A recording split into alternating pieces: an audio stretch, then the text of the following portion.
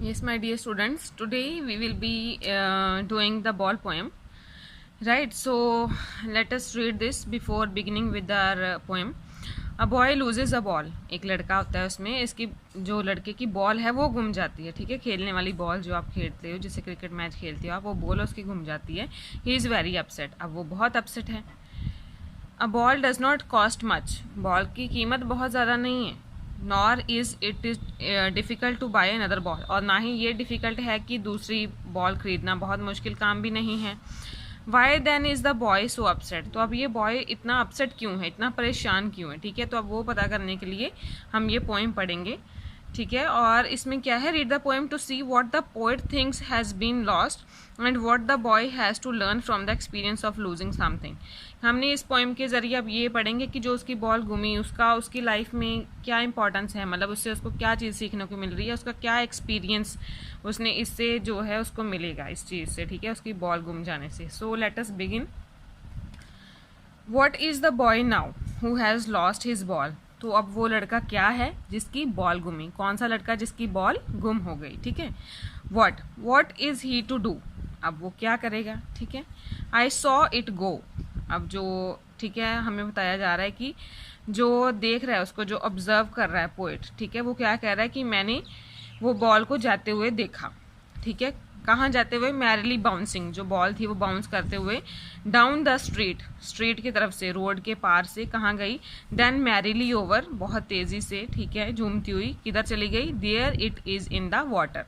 तो बॉल जो है वो कहाँ चली गई, पानी में. ठीक है. नो यूज टू से oh there are other balls. अब वो कहता है कि ये चीज़ कहने का भी कोई फ़ायदा नहीं है कि यहाँ पे और भी बॉल्स हैं. ठीक है, कि उसको और कोई बॉल भी मिल जाएगी. अब हम इसको थोड़ा ब्रीफली मैं आपको बता देती हूँ कि इसका क्या मीनिंग है. ये जो स्टैंजा है इसमें हमें बताया जा रहा है कि जो एक लिटिल बॉय है, ठीक है, और उसको फर्स्ट टाइम जो यंग लाइफ में उसने ये चीज़ सीखी कि उसको जब उसका कोई चीज़ लॉस हुई उसकी, ठीक है, लॉस्ट हुई उससे, क्या उसकी यहाँ पे कौन सी चीज़ लॉस्ट हुई, बॉल. ठीक है, तो ये उसके लिए मतलब इस चीज़ से उसको दुख पहुँचा. ठीक है, तो ऐसा ये एक्सपीरियंस उसकी लाइफ में पहली बार हुआ. ठीक है, और जो बॉल थी वो उसकी एक बहुत ही लव्ड पोजेशन थी, मतलब उसको बहुत प्यारी थी वो बॉल. ठीक है, और वो बॉल उसको क्यों प्यारी थी, क्योंकि वो उसके लिए स्वीट मेमोरीज का काम करती थी. जो उसकी मेमोरीज थी बचपन की, वो सारी उस बॉल के ज़रिए उसको, मतलब वो उससे रिलेट कर पाता था, उसको मेमोराइज कर पाता था. ठीक है, तो अब जो बॉल है वो उसको जाते हुए देखता कि वो स्ट्रीट के ज़रिए पानी में चली गई. ठीक है, और लेकिन ये कोई बहुत बड़ा कॉन्सिक्वेंस नहीं था. ठीक है, ये एक माइनर सा कॉन्सिक्वेंस है, लेकिन क्योंकि अब वो बॉल उसके लिए बहुत इंपॉर्टेंट चीज़ थी. ठीक है, तो उसके लिए तो ये चीज़ मायने रखती है. ये हमें यहाँ पे बताया गया है. ठीक है, तो वो कहता है कि और भी बॉल्स हैं. ठीक है, मतलब जैसे ये वाली लाइन में आप देखिए, नो यूज टू से oh there are other balls. ठीक है, तो वो कहते हैं कि बॉल्स तो और भी बहुत हैं, लेकिन ये वाली जो बॉल थी, क्योंकि ये उसके लिए क्यों इंपॉर्टेंट थी कि वो अपनी मेमोरीज, जो जब वो यंग बॉय था, ठीक है, जहाँ उसकी चाइल्ड टाइम की जो इनोसेंस थी, वो उस टाइम के साथ, उस बॉल के साथ उन चीज़ों को रिलेट कर पाता था.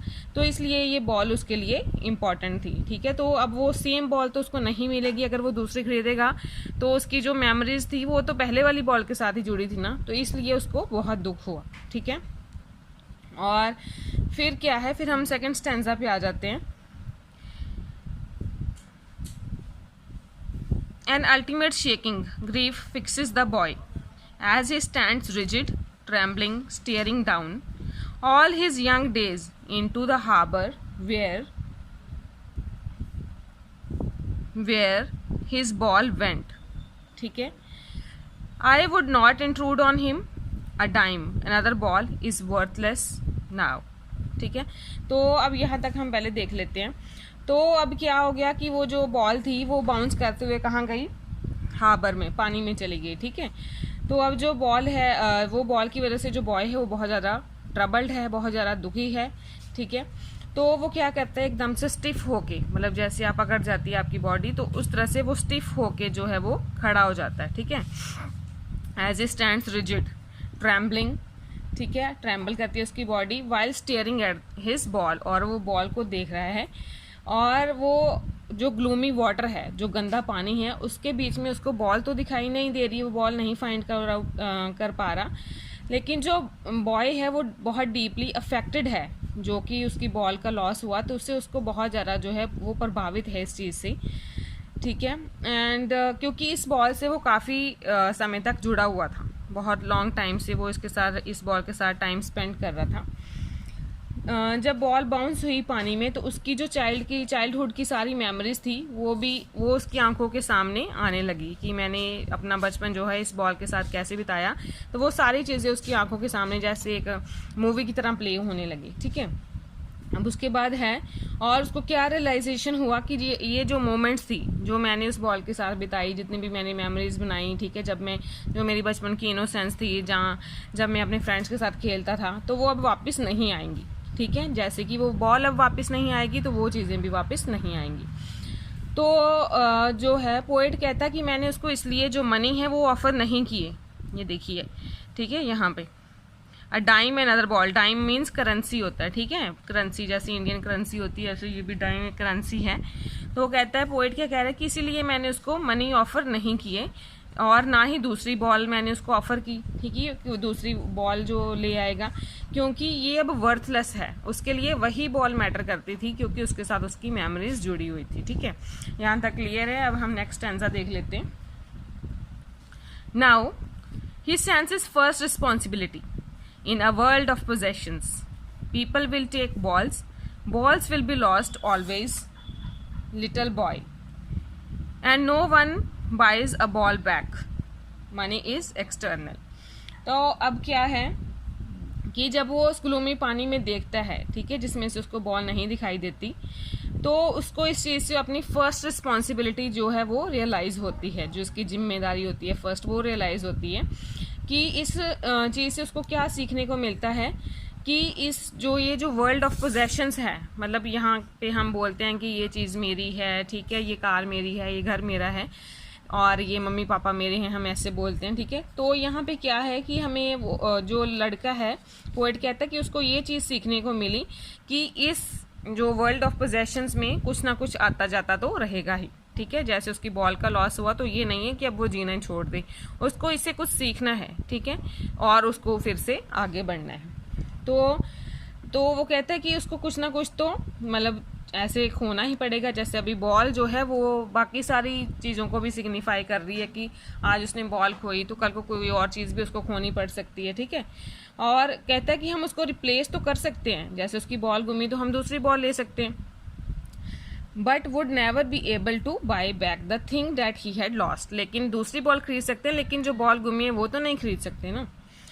तो अब इसमें क्या है, the boy's ball personifies his young days and happy innocence. ये हम पहले भी रिपीट कर चुके हैं कि ये क्या पर्सोनिफाई कर रही है, उसके यंग डेज, पहले के डेज, और उसकी innocence.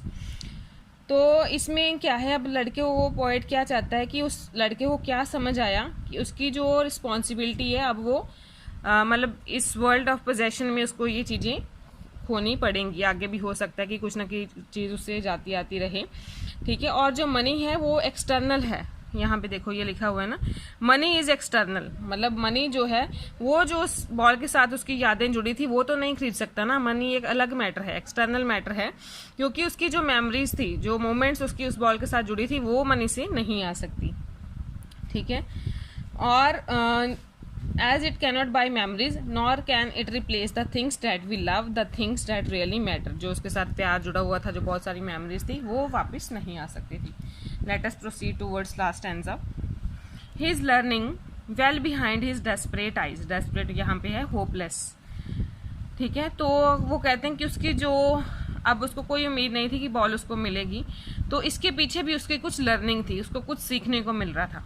The epistemology of loss, epistemology होता है नॉलेज, नॉलेज किसकी, लॉस की नॉलेज, कि मैंने कैसे खड़ा होना है, हाउ टू स्टैंड अप, दोबारा से मैं कैसे खड़ा होऊंगा, knowing what every man must one day know, जो कि हर इंसान को एक ना एक दिन पता चलना चाहिए कि जैसे हमारी आज कोई ना कोई चीज़ लॉस हो रही है तो इसका मतलब ये नहीं है कि आप वहीं पे रुक जाओ जहाँ आप उसी के लिए जो है अपनी टेंशन लेते रहो, जहाँ उसी के ऊपर आप रोते रहो, नहीं, ये बिल्कुल नहीं है। आपको फिर भी आगे बढ़ना है। ये नहीं है कि कोई एक चीज़ आपसे दूर चली गई जिससे आपको बहुत प्यार था तो आप कहोगे कि no my life is no more, no, ऐसा नहीं है। You have to move on in your life and most know many days how to stand up, और इसको जो बहुत डेज जो अपनी लाइफ में अभी ऐसे ही स्पेंड करने पड़ेंगे, ठीक है, कि कुछ ना कुछ लॉस उसको फेस करना पड़ेगा उसके जीवन में, लेकिन फिर भी उसको खड़ा होना पड़ेगा, ठीक है।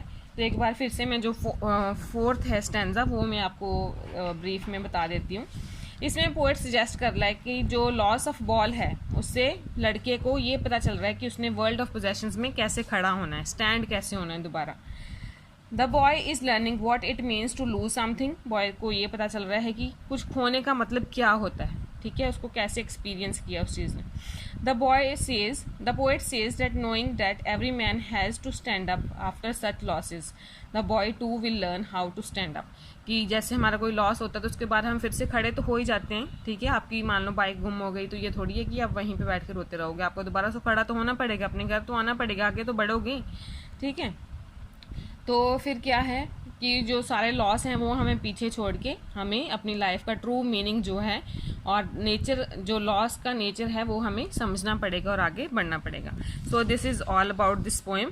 और एक यहाँ पे लाइन है जो आपको पूछी जा सकती है, I would not intrude on him, यानी यहाँ पे कहने का मतलब ये है कि पोएट जो ये है कि जो उसकी नेचुरल लर्निंग का प्रोसेस चल रहा है कि लड़का अभी सीख रहा है, पोएट कहता है कि मैं उसमें इंटरफेयर नहीं करना चाहता, ठीक है, मैं उसमें अपना मतलब इंटरफेरेंस नहीं करना चाहता कि उसमें कोई रुकावट पड़े। तो ये लाइन का ये मतलब है, ठीक है।